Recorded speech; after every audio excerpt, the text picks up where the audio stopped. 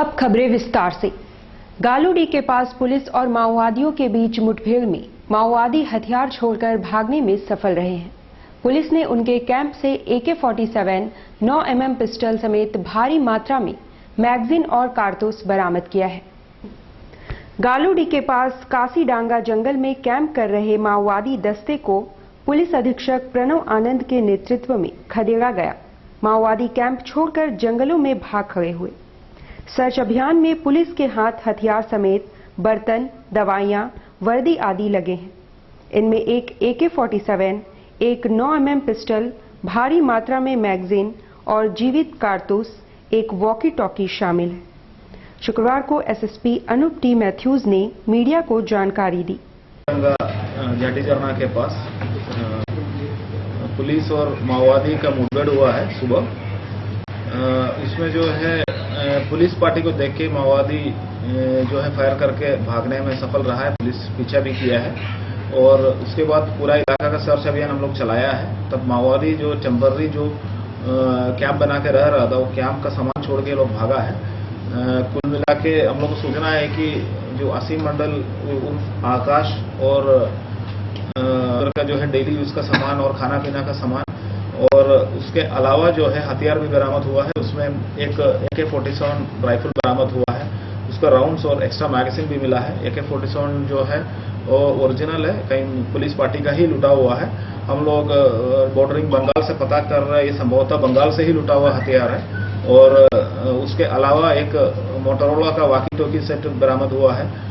Walkie talkie set जो है हम लोग को जो जैसा जो सूचना मिला है उसको पता कंफर्म कर रहे हैं। वो लगभग 1 साल पहले कोकपाड़ा रेलवे स्टेशन में नक्सली के द्वारा हमला किया था और वॉकी टॉकी सेट उधर से लूट लिया था।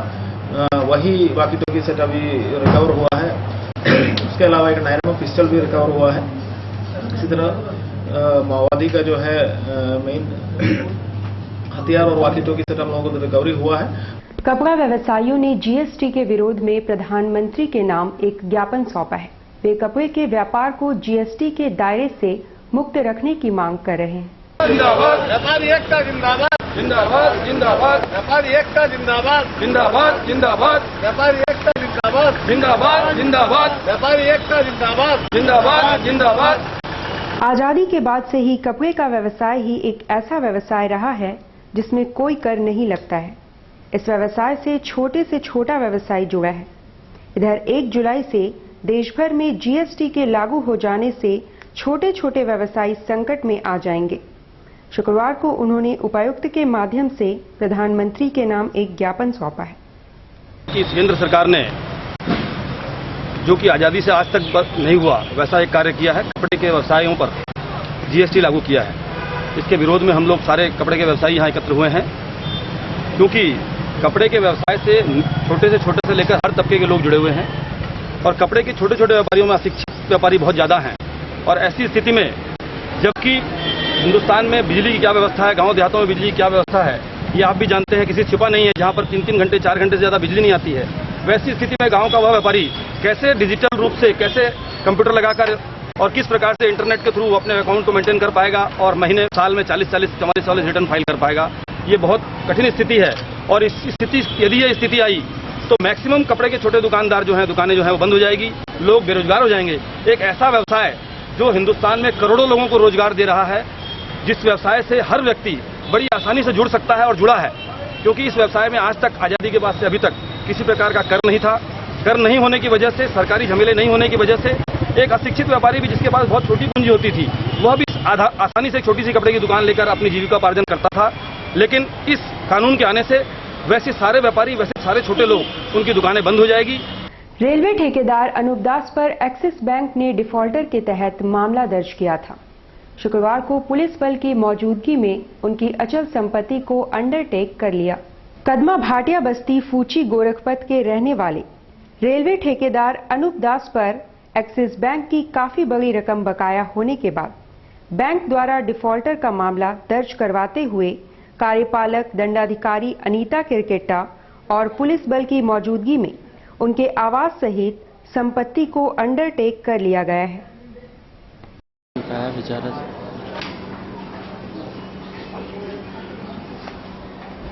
वो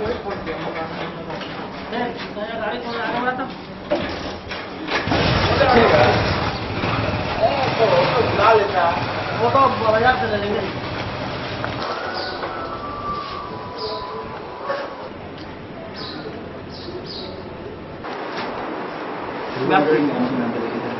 देखिए आप तो बंदी देखिए आप रखना चाहते हैं अपने पास तो रख लीजिए, आपको ना फील करेंगे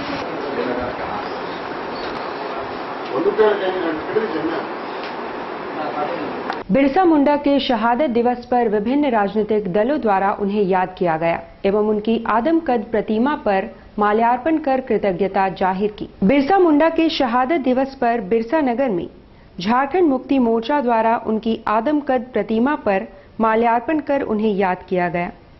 कहने को तो जिला अध्यक्ष रामदास सोरेन के नेतृत्व में श्रद्धांजलि दी गई, पर अति उत्साही कार्यकर्ताओं ने जिला अध्यक्ष को सामने आने ही नहीं दिया और वे सारा समय आगे की पंक्ति में आने के लिए संघर्ष करते नजर आए। जिंदाबाद जिंदाबाद जय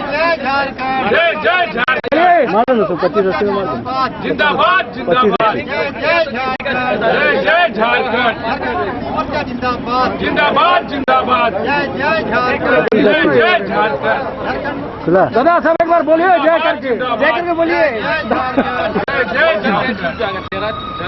हाँ हाँ ठीक है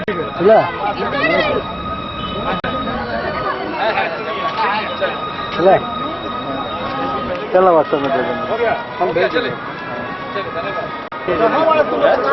बिरसा मुंडा जी की का शहादत दिवस है और आज के दिन विशेष रूप से महत्वपूर्ण है क्योंकि आज जिस सिद्धांत के साथ ये राज्य सरकार ने यहाँ के सैकड़ों साल पुराने CNT SPT को संशोधित करने का काम किया है, जो इन्हीं के आंदोलन की उपज थी, तो आज हम सबको इनको इनकी पुण्यतिथि पर इनको श्रद्धांजलि देने के साथ साथ इस संकल्प को भी लेने की आवश्यकता है कि जो यहाँ के आदिवासी और मूलवासियों को उजाड़ने के लिए यहाँ के CNT SPT को संशोधित किया गया है, उसको हम फिर से उस राजनीतिक शक्ति को हासिल करके उसे फिर से हम वापस उसी प्रारूप पर लेकर आएंगे, यही संकल्प लेने का। वहीं दूसरी ओर इस दौरान पोस्ट कार्ड अभियान भी चलाया गया, जिसके तहत झामुमो कार्यकर्ता लाखों की संख्या में पोस्ट कार्ड राज्यपाल को भेजेंगे, जिसमें CNT और SPT एक्ट में संशोधन को रद्द करने की मांग की गई है। वहीं दूसरी ओर भाजपाइयों ने भी बिरसा मुंडा को उनकी पुण्यतिथि पर याद किया एवं गोपाल जायसवाल की अगुवाई में उनकी प्रतिमा पर माल्यार्पण कर उन्हें याद किया और श्रद्धांजलि दी। कार्यक्रम हम लोग भारतीय जनता पार्टी पिछड़ा जाति मोर्चा के द्वारा भगवान बिरसा मुंडा के शहादत दिवस पे हम लोग उनको आज माल्यार्पण करने का कार्यक्रम रखे थे, जो पूरा मोर्चा के पदाधिकारी मंडल अध्यक्ष के साथ हम लोगों ने माल्यार्पण किया। मनरेगा के तहत रोजगार के लिए सरकार द्वारा ट्रेनिंग तो दी जा रही है, पर ट्रेनिंग के बाद ग्रामीण रोजगार के लिए भटक रहे हैं। शुक्रवार को विभिन्न जिलों से ग्रामीण जिला मुख्यालय पहुंचे। हम लोग मनरेगा से BFT मतलब बियर फूड टेक्नीशियन का ट्रेनिंग लिए, बोला कि ट्रेनिंग प्राप्त होने के बाद ही आप लोग को ज्वाइन किया जाएगा। और कहाँ पे ट्रेनिंग होगा? रांची हॉल में। नहीं, अब तो ट्रेनिंग करने के बाद हम लोग काम भी नहीं कर पा रहे हैं। अब बोला कि ट्रेनिंग खत्म होने के बाद आप लोग को ज्वाइन करवा दिया जाएगा, अब इंजीनियर का काम कीजिएगा आप लोग। अब हम लोग 6 महीने से बैठे हुए हैं, ना तो हम लोग को नौकरी में लिया और ना कुछ सरकार कुछ बता भी नहीं दे। वही तो बात है कि अब हम लोग को पेमेंट भी नहीं दे रहा, हम लोग काम भी नहीं कर पा रहे हैं। सरकार ऐसा आश्वासन दे रहा है कि आज नहीं कल आप लोग को। पहले क्या करते थे आप लोग? पहले क्या करते थे? पहले हम लोग मजदूरी करते थे।